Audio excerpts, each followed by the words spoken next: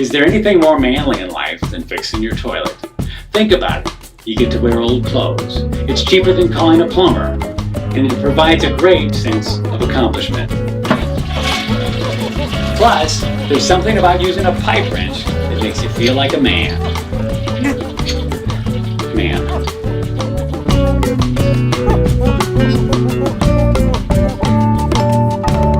Hey guys, Robbie Sondag here with a little godly advice for living a more meaningful life. Have you ever stopped to consider how amazing the toilet is?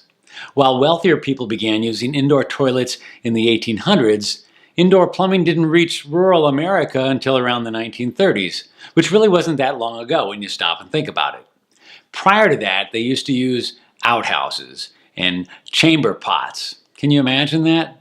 In fact, back then they used to say the difference between a rich person and a poor person was that a rich person had a canopy over the top of his bed, while a poor person kept a canopy under his bed. And so to live in today's modern world where we can get rid of human waste with the simple push of a handle is pretty amazing. The Bible actually mentions a different kind of waste that comes from a different part of the body. Matthew 15:11 says, "It is not what goes into the mouth that defiles a person, but what comes out of the mouth. This defiles a person." Unfortunately, some guys like to usher themselves into manhood with profanity and wear it almost like a badge of honor.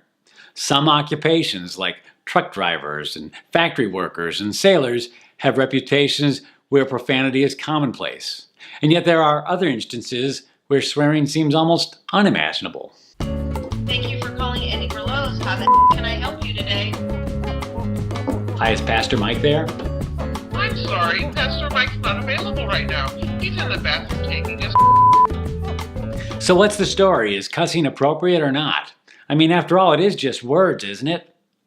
Well, if we take our cues from the Bible instead of the culture, we read in Colossians 3:8, where it says, "But now you must also rid yourself of all such things as these: anger, rage, malice, slander, and filthy language from your lips." Lumping bad language with anger, rage, malice, and slander should give us a good indication of how important our words are. Guys, if you have a problem with swearing, whether it's regularly or just occasionally, it's time to get it under control. Foul humor is cheap humor. Real men rise above the rubbish.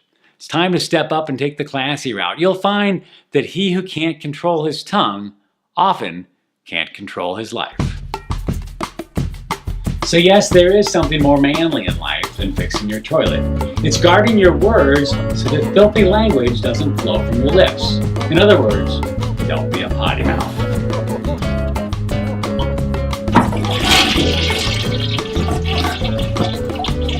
Uh-oh. The water's not going down. Somebody call a plumber! Hey, if you'd like a weekly dose of humor, truth, and encouragement, go ahead and subscribe to this channel and click the notification bell so you don't miss a single episode. And make sure to check out this week's bonus video where you'll learn how to fix a hard-to-push toilet handle in less than 5 minutes. And we'll see you next time for another installment of Manly Moments.